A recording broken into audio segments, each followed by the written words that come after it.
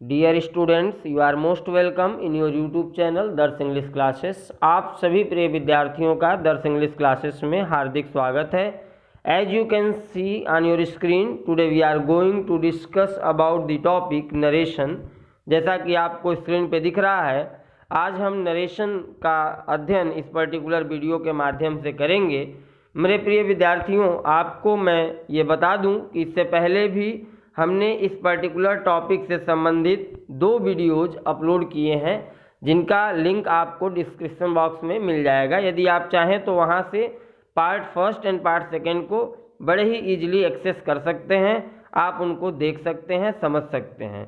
इस particular video के माध्यम से हम नरेशन में इम्परेटिव सेंटेंस से संबंधित नियमों की चर्चा करेंगे और साथ ही साथ महत्वपूर्ण उदाहरणों का भी अध्ययन करेंगे। Now let's start the video. Special rules for imperative sentences. Imperative sentence मेरे प्रिय विद्यार्थी order, advice and request, mainly ये 3 तरह के सेंस को रिप्रेजेंट करते हैं। अर्थात आज्ञा सूचक वाक्यों के द्वारा आर्डर अर्थात आदेश, एडवाइस अर्थात सलाह, रिक्वेस्ट अर्थात प्रार्थना, इन 3 प्रकार के अर्थों का बोध होता है, इन 3 प्रकार के भावनाओं का सेंस होता है। Now for changing imperative sentences into indirect speech we have some rules.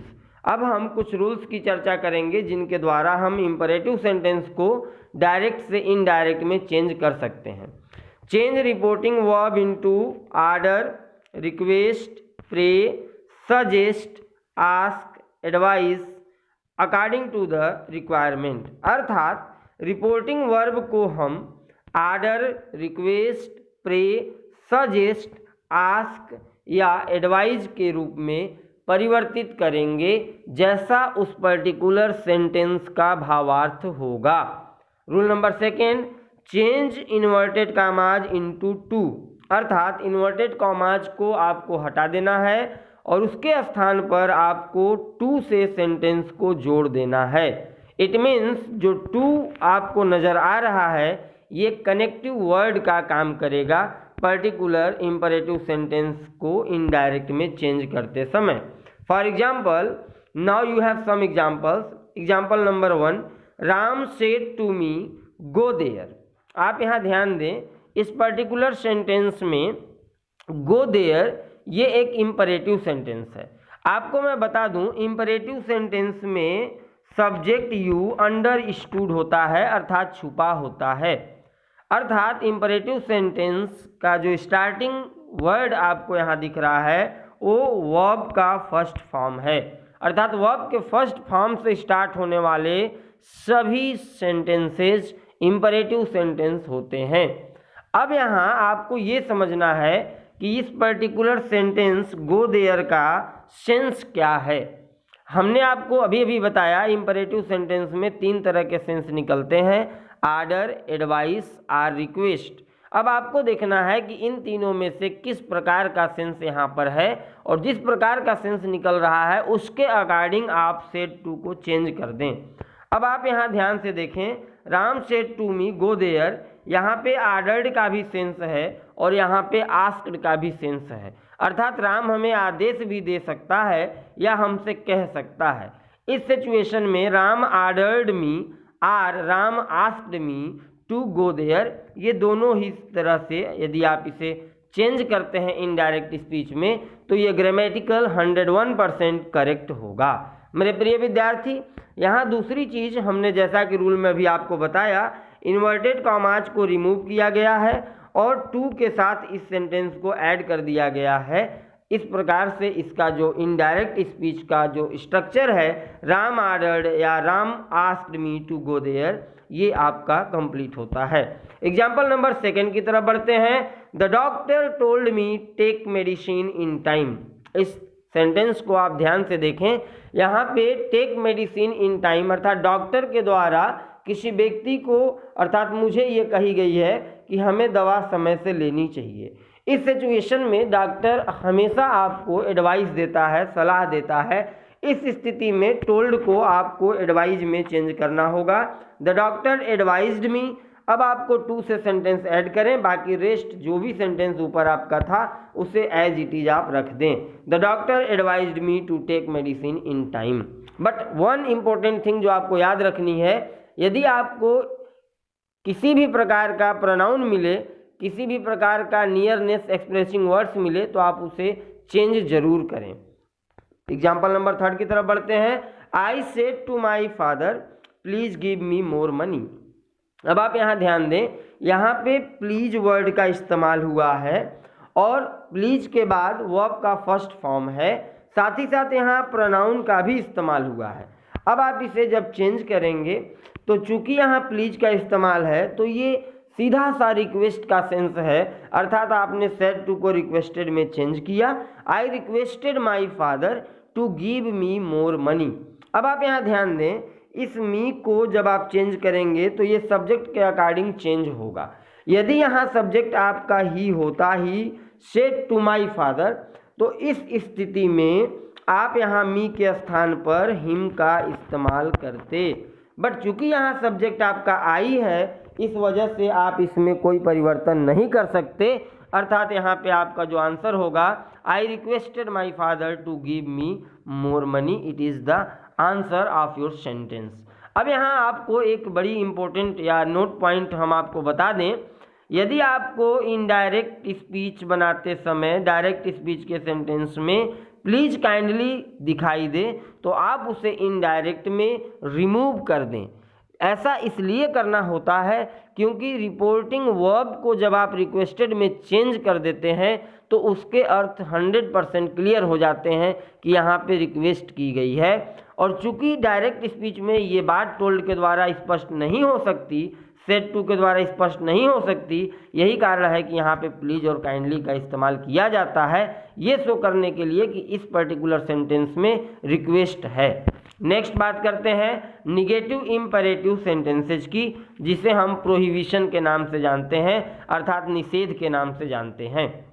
Note point की तरफ बढ़ते हैं। If inverted commas start with do not plus infinitive, अर्थात यदि आपका इन्वर्टेड कामाज के अंदर डू नॉट आपको मिलता है तो इस स्थिति में आप उन सेंटेंसेज को इनडायरेक्ट स्पीच में कैसे चेंज करेंगे, इसकी चर्चा हम यहाँ करेंगे प्रोहिबिशन वाले सेक्शन में।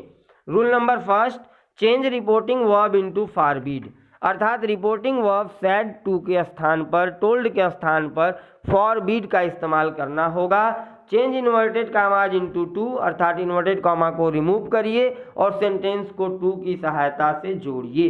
Second, use not before to, और यदि नॉट को यूज करने की जरूरत पड़े तो आप उसको टू के पहले इस्तेमाल करेंगे। ये 3 रूल आपको याद रखनी है, इनकी सहायता से आप प्रोहिबिशन की किसी भी सेंटेंस को चेंज कर सकते हैं। Example number 1, the teacher told us don't write on tables. अब आप यहाँ ध्यान दें, यहाँ पे डोंट राइट ये एक आपका प्रोहिबिशन है। इंपरेटिव सेंटेंस में ये नॉट वाली लाइन जो होती है उसे प्रोहिबिशन के नाम से जानते हैं। अब आप यहाँ ध्यान दें, जब इसे आप चेंज करेंगे तो आप जनरली टोल्ड को या सेड टू जो भी आपको रिपोर्टिंग वर्ब मिले उसे आप फॉरबिड के अकॉर्डिंग चेंज कर दें जैसा उसका टेंस हो। अर्थात यहाँ पे द टीचर फॉरबेड अस, ये फॉरबेड में चेंज हुआ चूंकि टोल्ड पास्ट टेंस की वर्ब है। अब आप इसके बाद ध्यान दें, अभी अभी हमने आपको बताया इन्वर्टेड कामाज रिमूव करिए, लाइन को टू से ऐड कर दीजिए और डू नॉट अब यहाँ से गायब हो चुका। The teacher forbade us to write on tables. मेरे प्रिय विद्यार्थी, आप इस वीडियो को लास्ट तक जरूर देखें। इंपरेटिव सेंटेंस से संबंधित जितने भी टाइप्स के क्वेरीज आपके हैं वो सारे क्वेरीज के आंसर्स आपको मिल जाएंगे इस वीडियो के माध्यम से। अब आप सेकंड एग्जाम्पल को देखें, he told me don't shout in the class. अब आप यहाँ ध्यान दें, इस लाइन को आप फॉरबेड की सहायता से यदि बनाते हैं, he forbade me to shout in the class, ये आपका आंसर कंप्लीट हुआ। बट यदि आप इसे सेकंड तरीके से बनाना चाहें, अर्थात यदि आप चाहें कि हम इसे अकॉर्डिंग टू सेंस चेंज करें इनडायरेक्ट में, तो उस स्थिति में फॉरबेड के जगह पे आप जैसा सेंस हो वैसा रिपोर्टिंग वर्ब यूज करें, बट सेंटेंस को तब आपको नॉट टू की सहायता से जोड़ना होगा। ये इंपॉर्टेंट बात आपको केवल याद रखनी है। अब आप यहाँ ध्यान दें, he asked me not to shout in the class. अब यहाँ ध्यान दें, जब ये आपने यहाँ पे फॉरबिड का इस्तेमाल किया तो इसके साथ आपने टू का यूज किया था, बट जब आपने टोल्ड को आस्क्ड में बदला तो उसके साथ आपने नॉट टू लगाया। ये सबसे इंपॉर्टेंट बात है जो आपको हमेशा याद रखनी होगी। नेक्स्ट हम बढ़ते हैं निगेटिव इंपरेटिव स्ट्रक्चर। अभी आपने जो स्ट्रक्चर ऊपर के देखे उन्हीं स्ट्रक्चर को हमने शॉर्ट फॉर्म में आपको बताने का प्रयास किया है। आप यहाँ ध्यान दें, subject plus forbid plus object. अगर ऐसी कंडीशन आती है कि आपने रिपोर्टिंग वर्ब को फॉरबिड में चेंज किया तो उस स्थिति में ऑब्जेक्ट के बाद आपको इन्फिनेटिव का यूज करना होगा, अर्थात टू प्लस वर्ब का इस्तेमाल होगा। जैसा कि अभी अभी आपने देखा, he forbid me to shout in the class. यहाँ पे आप ध्यान दें, टू प्लस V1 है और इसके पहले यहाँ पे आप देखें ये फॉरबिड का इस्तेमाल है। यदि आप इसको सेकेंड स्ट्रक्चर की अगर हम बात करें तो आप इसे subject plus ask plus object में चेंज करें और उसके बाद नॉट टू का इस्तेमाल तब आप करेंगे, अर्थात नॉट के बाद टू लगाएंगे, देन आपको वर्ब के फर्स्ट फॉर्म का इस्तेमाल करना होगा।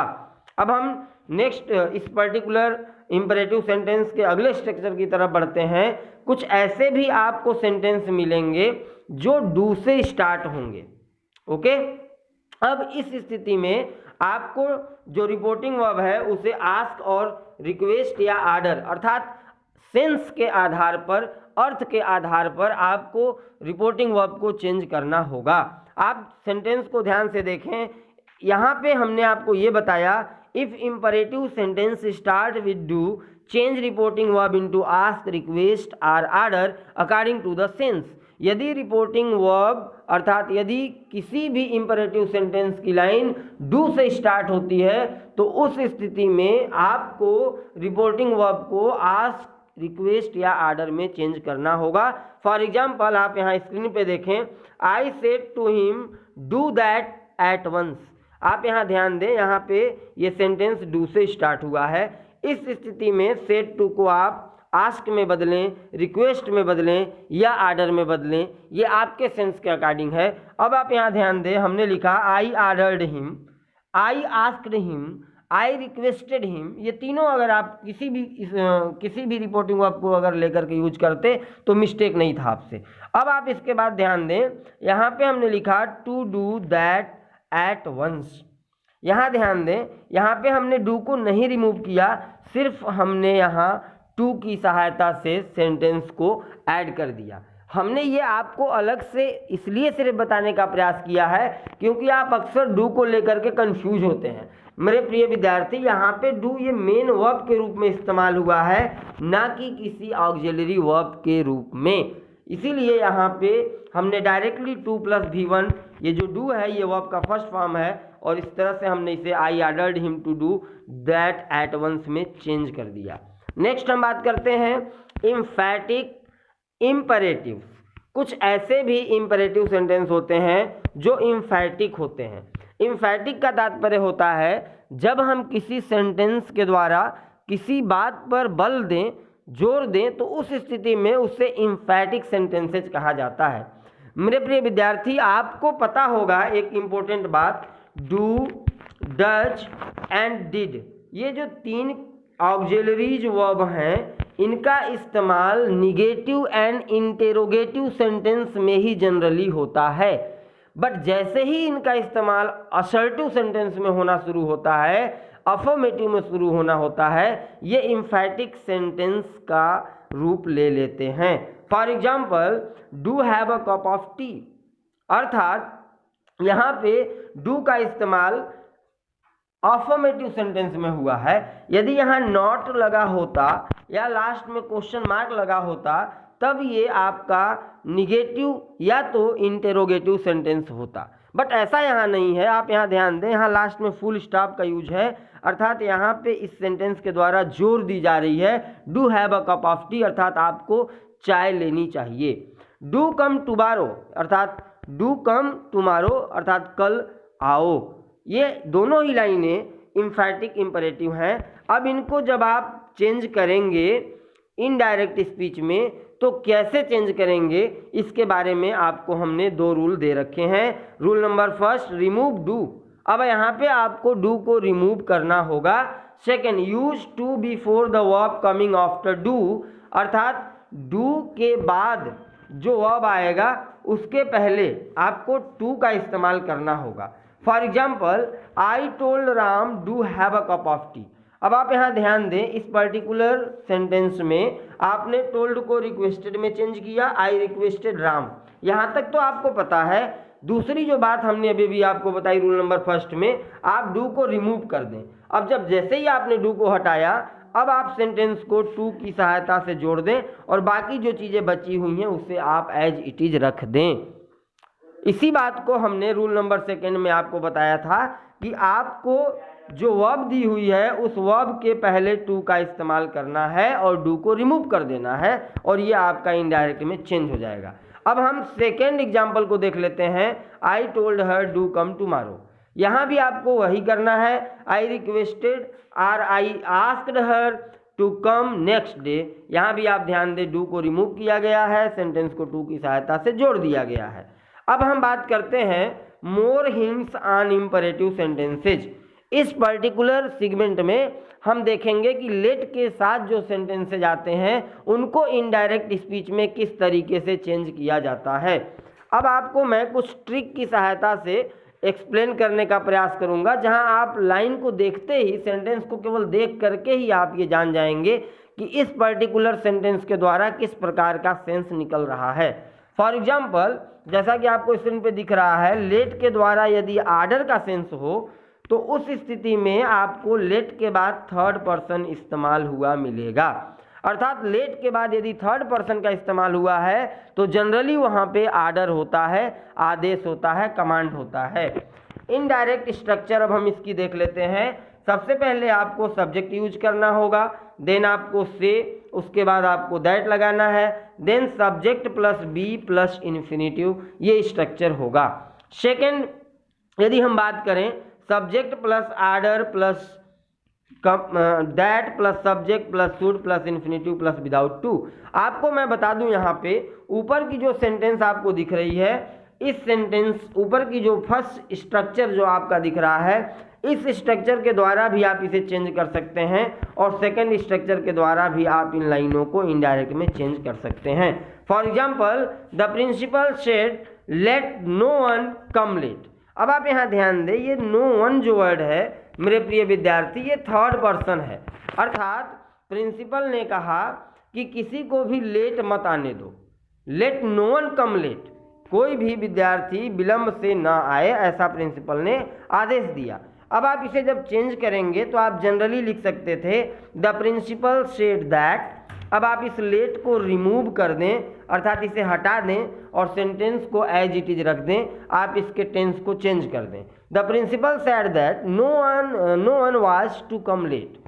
सेकेंड तरीके से यदि आप इसे चाहें तो आप बना सकते हैं the principal ordered that no one should come late. मेरे प्रिय विद्यार्थी, यहाँ पे मैं आपको एक वेरी इंपॉर्टेंट थिंग क्लियर कर देना चाहता हूँ कि जब कभी भी लेट के साथ आर्डर वाले सेंटेंस आपको मिले तो उन सेंटेंस को आप सेकंड तरीके से ही बदलने का प्रयास करें। अर्थात the principal order that no one should come late. इसके ऊपर जो हमने फर्स्ट स्ट्रक्चर, जैसा कि आपको यहाँ दिख रहा है, इसके द्वारा से जो हमने चेंज किया, यहाँ आप मिस्टेक कर सकते हैं, इसलिए आप इसको यूज करने से बचें और सेकंड जो तरीका हमने आपको बताया उस तरीके से आप इन लाइनों को इनडायरेक्ट में चेंज करें। अर्थात यहाँ लेट को रिमूव करिए या लेट को दैट में चेंज कर दें आप, और उसके बाद सारी सेंटेंस को एज इट इज उतार दें शुड की सहायता से। अब हम कुछ काशन की बात करते हैं। कुछ सावधानी आपको यहाँ बरतनी चाहिए जिसको हम आपको बता दें। Don't use let in indirect and replace inverted commas with that. जो बात हमने अभी आपको बताई वो बात हमने आपको स्क्रीन पे दिखाया कि आपको लेट का इस्तेमाल इनडायरेक्ट में नहीं करना है और साथ ही साथ इन्वर्टेड कॉमास को आपको दैट में चेंज करना है, जैसा कि अभी अभी यहाँ पे आपने देखा the principal order that no one should come late. अब हम सेकेंड टाइप की बात करते हैं जो लेट से स्टार्ट होते हैं सेंटेंस। यदि लेट के बाद अस का इस्तेमाल हुआ हो तो जनरली वो प्रपोजल की बात करता है, अर्थात किसी प्रस्ताव की बात करता है। और इस प्रस्ताव वाले सेंटेंसेज को कैसे इनडायरेक्ट में चेंज की जाती है, इसकी हम कुछ रूल्स की चर्चा यहाँ करने का प्रयास करते हैं। Rule number first, change reporting verb into propose or suggest, अर्थात रिपोर्टिंग वर्ब को आपको सपोज में प्रपोज में या सजेस्ट में चेंज करना है। Rule number second, change inverted commas into that, अर्थात यहाँ भी आपको सेंटेंस को दैट से ही जोड़ना है। Rule number third, change let into should, अर्थात यहाँ लेट को आपको शुड में चेंज कर देना है। Rule number four, change objective case us into nominative we, अर्थात अस को जब इनडायरेक्ट में आप यूज करेंगे तो उसे नॉमिनेटिव केस में यूज करेंगे, अर्थात वी में चेंज कर देंगे, जैसा कि हमने आपको जनरल रूल्स में बताया भी है। नेक्स्ट हम बात करते हैं rule number 5, put auxiliary verb should after subject we, अर्थात ऑक्सिलरी वर्ब के बाद ही आपको ऑक्सिलरी वर्ब का जो इस्तेमाल होगा वो सब्जेक्ट के बाद करना है, जैसा कि अभी अभी हमने आपको बताया लेट को आपको शुड में चेंज कर देना है। For example, Ram said to me let us sing together. मेरे प्रिय विद्यार्थी, आप जैसे ही यहाँ ध्यान दें, लेट के बाद अस का इस्तेमाल आपको जैसे ही सेंटेंस में मिला, आपको समझना चाहिए कि यहाँ पे सिर्फ और सिर्फ या तो सजेशन होगा या तो प्रपोजल होगा, अर्थात या तो कोई सुझाव होगा या तो कोई प्रस्ताव होगा। इस स्थिति में आप राम प्रपोज्ड या राम सजेस्टेड लिख सकते थे that we should sing together, और आप यहाँ ध्यान दें हमने डिनोटेड कॉमा को रिमूव किया, सेंटेंस को दैट की सहायता से जोड़ा और इस अस को हमने वी में चेंज कर दिया, देन ऑक्सिलरी वर्ब शुड का इस्तेमाल करके हमने पूरी लाइन को एज इट इज रख दिया। मेरे प्रिय विद्यार्थी, आई होप कि ये सारे रूल्स आपको समझ में आ रहे होंगे। आप इन सारे रूल्स को राइट डाउन जरूर करें और साथ ही साथ एग्जाम्पल्स को भी राइट डाउन करें और इसे दोबारा से खुद से समझने का प्रयास करें। आई होप कि आप इसे बेटर अंडरस्टैंड कर पाएंगे। नोट पॉइंट में हम आपको वो बात जो हमने बताई वो आपको लिख रखा है। यदि लेट के बाद अस का इस्तेमाल है तो वहाँ आपको थोड़ा भी दिमाग नहीं लगाना है, जनरली वहाँ पे प्रपोजल ही होता है, प्रस्ताव ही होता है। नेक्स्ट हम बात करते हैं, लेट के साथ कभी कभी विश और डिजायर की भी बात होती है, अर्थात लेट वाले सेंटेंस कभी कभी इच्छा की भी बात करते हैं। उस स्थिति में आपको ध्यान देना होगा let plus me plus him her there are there be, अगर ऐसे लेट के बाद इस्तेमाल किए गए हैं तो वहाँ इच्छा होगा, वहाँ डिजायर होगा। ये ट्रिक आप जरूर याद करें मेरे प्रिय विद्यार्थी। इन ट्रिक के द्वारा आप कभी भी किसी भी प्रतियोगी परीक्षा या किसी भी बोर्ड एग्जाम में मिस्टेक आपसे नहीं होगा, मिस्टेक के चांसेस खत्म हो जाएंगे। अब आप यहाँ ध्यान दें, the boy said let me go out sir. इस स्थिति में जैसे ही आपको लेट के बाद मी मिला, आपको थोड़ा सा सजग हो जाना चाहिए कि यहाँ पे किस तरह का सेंस है। तो अभी हमने आपको बताया लेट के बाद यदि मी है तो यहाँ पे विश है, और अभी इसके अगले क्रम में आप देखेंगे कि लेट के बाद अगर मी है तो उसके सेंस बदलते भी हैं, उसकी चर्चा भी हम इस वीडियो में ही करेंगे। अभी आप इस पर्टिकुलर रूल को समझने का प्रयास करें। The boy said let me go out sir, यहाँ इस पर्टिकुलर सेंटेंस में लेट के बाद मी का इस्तेमाल हुआ है, अर्थात यहाँ इच्छा जाहिर की जा रही है लड़के के द्वारा कि मुझे सर जाने दो। Next, the lover said let her rest in peace, lover ने कहा कि उसे शांति में आराम करने दो। इस स्थिति में लेट के बाद यहाँ हर आपको दिख रहा है। Next, God said let there be, यहाँ लेट के बाद देयर बी का इस्तेमाल हुआ है, ये आपको देखना है। Next, I said let him, आप यहाँ ध्यान दें लेट के बाद हिम का इस्तेमाल है। He said let me help you, यहाँ लेट के बाद मी का इस्तेमाल है। मेरे प्रिय विद्यार्थी, इन 5 सेंटेंस के द्वारा हम आपको सिर्फ इतना बताने का प्रयास कर रहे थे कि यदि लेट के बाद इनमें से किसी भी वर्ड का इस्तेमाल है तो वहाँ विश या तो डिजायर है। अब हम इससे संबंधित रूल्स की चर्चा करेंगे। Number 1, change reporting verb into wish, अर्थात रिपोर्टिंग वर्ब को आपको विश में चेंज करना है या डिजायर में भी आप चेंज कर सकते हैं। Change inverted commas into that, inverted comma को दैट में बदल दीजिए। Change let into should, let को शुड में बदलिए। Objective case me him her या जो भी आपके प्रोनाउन ऑब्जेक्टिव केस में हैं उन्हें आप इनडायरेक्ट बनाते समय नॉमिनेटिव केस में चेंज कर दें। अब उन 5 सेंटेंस की हम इनडायरेक्ट फॉर्म आपको दिखाते हैं जो अभी आपने देखा। फर्स्ट, द बॉय सेड वाली जो लाइन थी उसकी आंसर आप यहाँ ध्यान देखें। The boy wish that he should go out. Next, the lover wished that she should rest in peace. God wished that there should be light and there was light. I wish that he should do what he liked. And number 4, माफ करिए, number 5, he wished that he should help him. अब आप यहाँ ध्यान दें, इन 5 sentence की हमने अभी देखा कि किस तरीके से डायरेक्ट से इनडायरेक्ट में इन्हें चेंज करते हैं यदि लेट के द्वारा विश की रिप्रेजेंटेशन हो, इच्छा का प्रदर्शीकरण हो।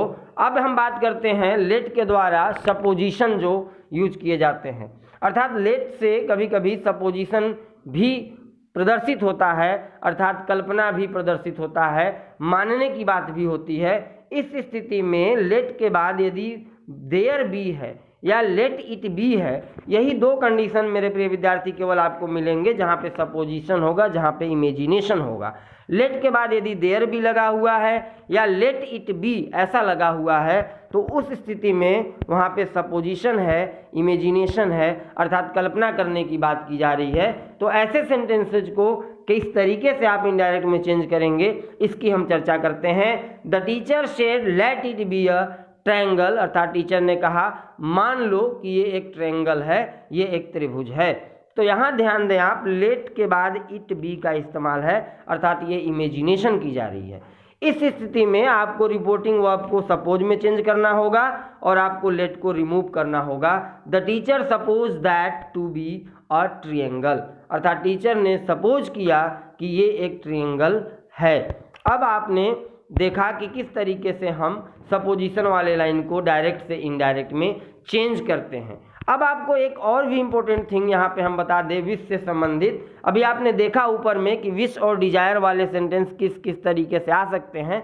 यहाँ एक और भी बात आपको बता दें, यदि लेट इट के से कोई भी सेंटेंस स्टार्ट हो रही है तो वहाँ भी विश होता है, वहाँ भी इच्छा होता है।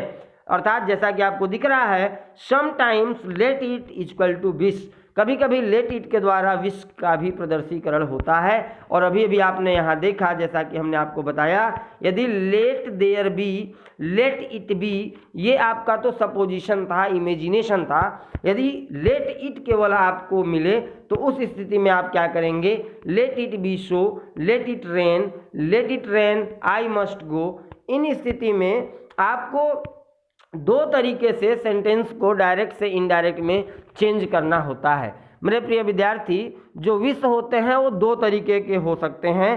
पहला तो ऐसे विश होते हैं जिनसे दुख प्रकट होता है, और कुछ ऐसे विश होते हैं जिनसे खुशी का इजहार किया जाता है। इस स्थिति में इनको अलग अलग तरीके से बदलना चाहिए। पहली सेंटेंस को आप ध्यान से देखें, late it be so, let it rain, I must गो। अर्थात यहाँ पे आप ध्यान दें, यहाँ पे कहा जा रहा है he said that he didn't care for rain, अर्थात वह रेन की परवाह नहीं करता। वो ये कहना चाहता है चाहे आग लगे चाहे पानी बरसे मैं जाऊँगा, ऐसा उसका सेंस है यहाँ पे। इस स्थिति में ये बैड मोमेंट को रिप्रेजेंट कर रहा है।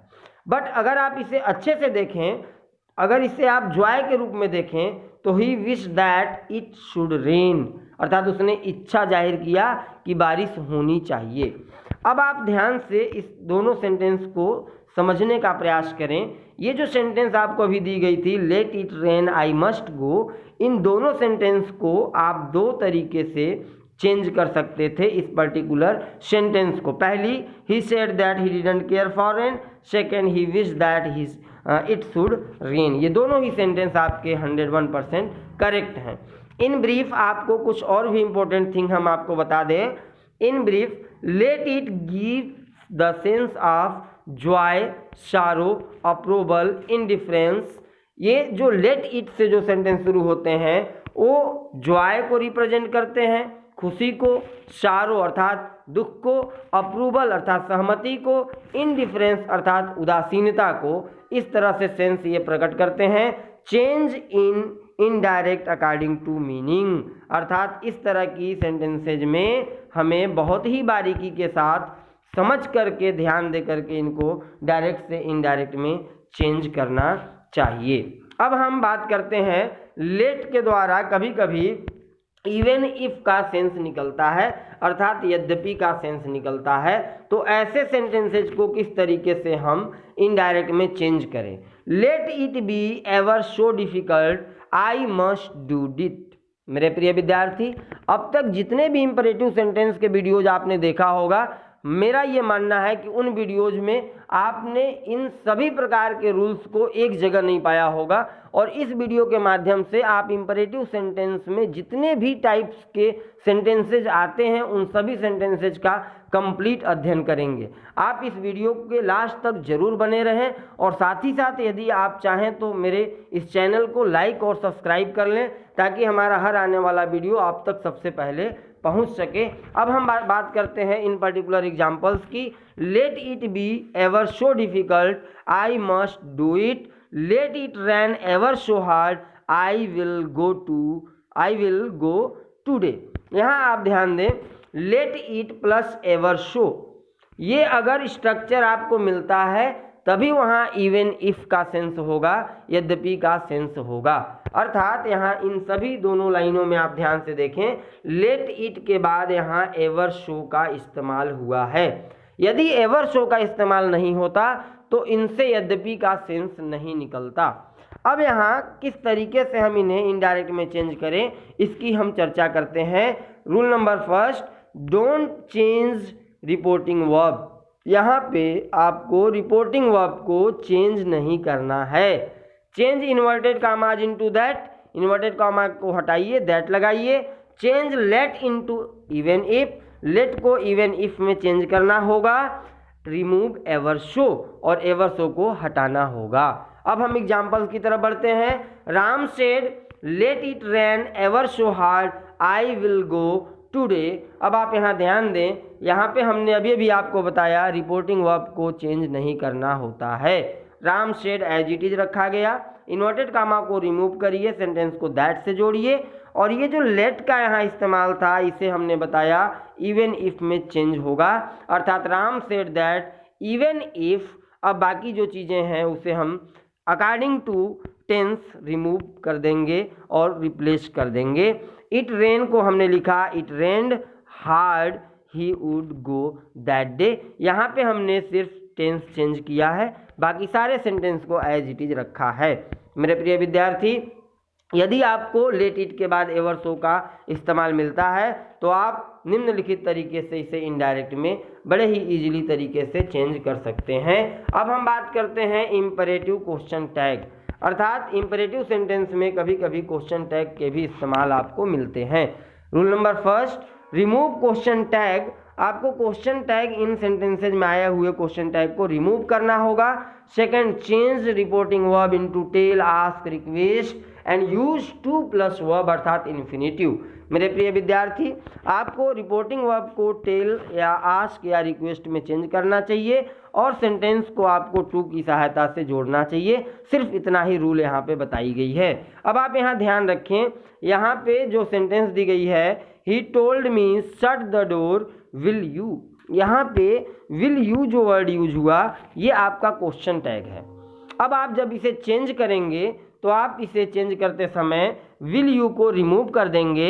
ही asked or he requested me to shut the door, ये आपका कंप्लीट हुआ।